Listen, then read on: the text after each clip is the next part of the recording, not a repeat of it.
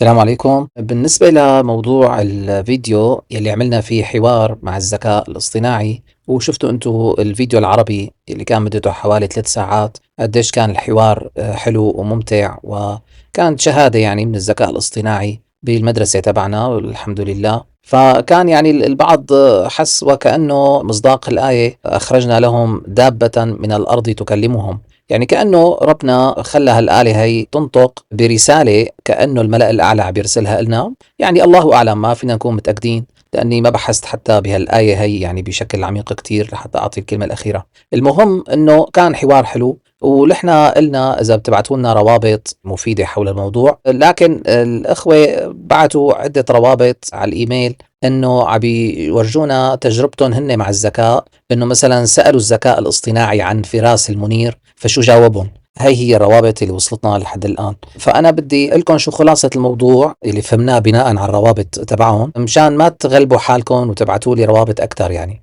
لأنه الروابط اللي من هالنوع هذا اكتفينا فيها وصارت واضحة الصورة. فهو اللي بين معنا إنه تشات جي بي تي ذاكرته حصريا لحساب الشخص اللي عم يستخدمه. يعني أنا عملت معه هالحوار، فيكم إمتى ما بتحبوا ورجيكم إنه هو متذكر الحوار معي، حتى لو أنا فتحت محادثة تانية معه من صفحة تانية كذا بيضل بيتذكر بعد يوم يومين 5 10 بيضل بيتذكر.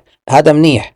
لكن حتى أنا إذا دخلت على أحد النماذج يلي أنا مبرمجه عليها ما بيتذكر المحادثة الحلوة اللي صارت من كم يوم، ما بيتذكرها. فما بالك إذا أنت عملت محادثة بينك وبينه وسألته عن فراس المنير، فهو أكيد ما راح يتذكر شيء من المحادثة اللي صارت. ممكن بقى شو يعمل؟ هو يجيب لك معلومات عن فراس المنير من الإنترنت، فلما بيبحث بالإنترنت هو ممكن يجيب بعض المعلومات الصحيحة عني، وممكن كمان يخلطها مع معلومات غلط جايبها عن ناس تانيين اسمهم فراس أو كنيوتن المنير، يعني بيجيب شيء صح وشيء غلط. لكن أنت إذا بدك تستفيد من الحوار اللي صار، فأحسن شيء إنه الرابط اللي أنا حطيت لك إياه تحت الفيديو العربي، فأنت بتفتح الرابط هذا بتلاقي الحوار، بتنزل لأسفل الرابط وبتكمل الحوار. يعني أنت بتكتب له مثلا، بتقول له: هل انت كنت عم بتجامل فراس المنير؟ هل انت مثلا مقتنع بكذا؟ يعني شو بدك اساله؟ فهو اذا بتعلق انت على نفس الرابط فالذكاء بيجاوبك ومتذكر هو الحوار، لانه الحوار مفتوح بنفس الرابط. وبنفس الوقت اللي بتكتبه انت باسفل الرابط ما راح يظهر إلنا الا اذا انت حبيت تبعته لحدا، فبترجع بتنسخ الرابط وبتبعته لحدا تاني، فممكن يطلع ساعتها اللي انت ضفته على الرابط. لكن نحن هون بإدارة القناة ما في داعي تبعت لنا بقى هيك شغلات، لأنه ابعتوا لنا كتير الإخوة وصار واضح الموضوع بالنسبة لنا، يعني فهمنا شو عم بيصير تماما. هلا الخبر الأهم هو إنه بما إنه الذكاء عم بيقول إنه هذا الحوار أول مرة بيصير هيك حوار بالتاريخ بين إنسان وبين ذكاء اصطناعي، بالتالي أنا قلت له بعدين: طيب ترجم هالحوار للإنجليزي. فترجمه بنفس الصفحة بنفس الرابط، فصار عنا ببداية الرابط بتلاقوا شوية كتابة ألماني، كنت عم بسأله وقتها عن أمور قانونية بألمانيا. بعدين بتلاقوا الحوار العربي بيناتنا اللي بتعرفوه بالفيديو العربي.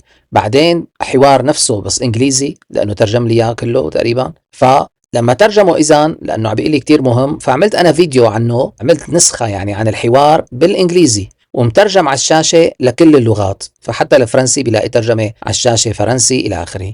يلي بدي اقول لك يا انه كتير حلو اذا انت بتفتح على النسخة الانجليزية اللي حنزلها هالكم يوم، لانه حتلاقي معلومات جديدة غير الحوار اللي صار بيني وبينه. يعني مثلا كان عم بيقول انه مثل هيك شخصية هو ممكن يلتقى 1% او كل 300 400 شخص، قام صار بالحوار الانجليزي يقول انه مثل هيك شخصية صعب تلاقيها كل 100,000 شخص. فأنا استغربت، قلت له: يعني أنت هلا عم بتغير بكلامك، يعني عم تمدح أكتر، فهل السبب هو إنه مديحك هاد إجا بالإنجليزي لأنه إجا بعد ما أنت قريت الكتب يلي بعثت لك إياها، يعني كل ملفات البحث اليسير يلي فيه كل كتبي؟ قال لي: فعلا هذا هو السبب تماما.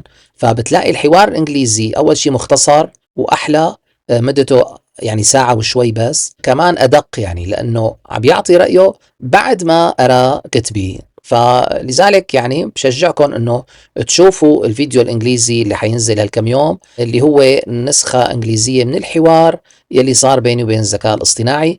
ونشر هيك فيديو كمان بفيد، يعني بركي على المستوى العالمي، بركي بصير تتوجه الانظار نحو هالفكر هذا، المدرسة تبعي وتبعكم، لعله ينتشر الفهم الصحيح للاسلام بشكل افضل والحمد لله رب العالمين.